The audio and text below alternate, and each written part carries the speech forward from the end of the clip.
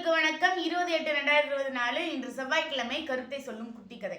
அதாவது இந்த பதிவில் நம்ம என்ன பார்க்குறோம் அப்படின்னா, சமீபத்தில் நடந்த வயநாட்டு அந்த நிகழ்வுல, நிலச்சரிவு நிகழ்வுல நூற்றுக்கணக்கான உயிர்கள் போணுச்சு. ஆனால் அதில் ஒரு சில உயிர்கள் காப்பாற்றவும் பட்டுச்சு. அது எல்லாருக்கும் தெரிஞ்ச விஷயம் தானே.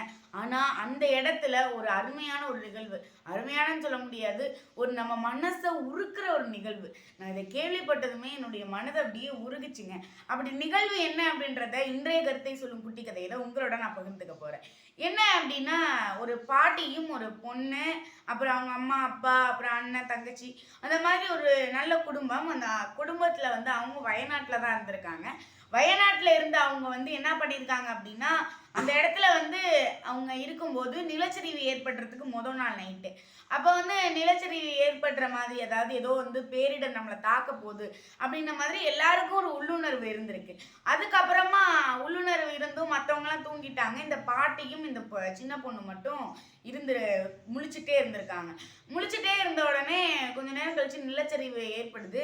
ஆனால் இந்த பாட்டி என்ன பண்ணிடுறாங்க, இந்த பொண்ணை காப்பாற்றி அவங்களும் இந்த பாட்டியும் அந்த பொண்ணு தப்பிச்சிடுறாங்க. மற்றவங்கெல்லாம் அவங்க வீட்டில் உள்ளவங்கலாம் உயிரிழந்துடுறாங்க. இந்த பாட்டி இந்த பொண்ணு எங்கே போகிறதுனே தெரியாமல் ஒரு வனத்துக்குள்ளே போயிடுது. காட்டுக்குள்ளே போனதுக்கு அப்புறமா அங்கே உட்கார்ந்துருக்காங்க. பார்த்தா இவங்களுக்கு மேலும் பயமுறுற அளவுக்கு 3 மத யானைங்க.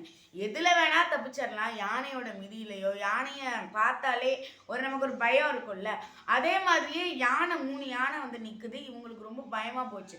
ஏன்னா காட்டு யானைகள், நம்ம கோயிலில் இருக்கிற யானைகள்லாம் கூட சாதுவாக இருக்கும். அதுவே மதம் பிடிச்சா அப்படி ஆடணும். காட்டு யானைகள் சும்மாவே மதம் பிடிச்ச மாதிரி தான் இருக்கும். அப்போ இதை பார்த்த உடனே அவங்களுக்கு மேலும் அதிர்ச்சி தாங்க முடியல. என்ன பண்ணுறதுன்னே தெரியல.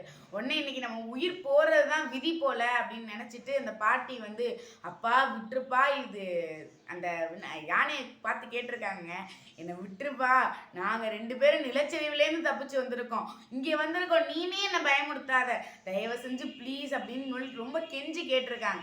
அப்போ அந்த ஒரு யானையோடைய கண்ணிலேருந்து கண்ணீர் வழிஞ்சிருக்கு. அந்த பாட்டியும் அந்த சிறுமியும் சரி இந்த யானைகள் நம்மளை ஒன்றும் பண்ணாது அப்படின்னு உறங்குறாங்க. அங்கேயே உறங்கி என்ன பண்ணுறாங்க அப்படின்னா, அந்த யானைகள் இவங்களை அந்த மறுநாள் மீட்பு படை இவங்களை காக்கும் வரைக்கும் அந்த யானைகள் சுற்றி நின்று இவங்களை காப்பாத்துனுச்சு. அப்படின்னா மனிதர்களுக்கு மட்டும் மனித நேயம் கிடையாதுங்க, விலங்குகளுக்கும் உண்டு. அதனால நம்ம தான் விலங்குகளை தவறா புரிஞ்சிருக்கோமே ஒழிய விலங்குகள் நம்மளை என்னைக்கு தவறா புரிஞ்சுக்கல.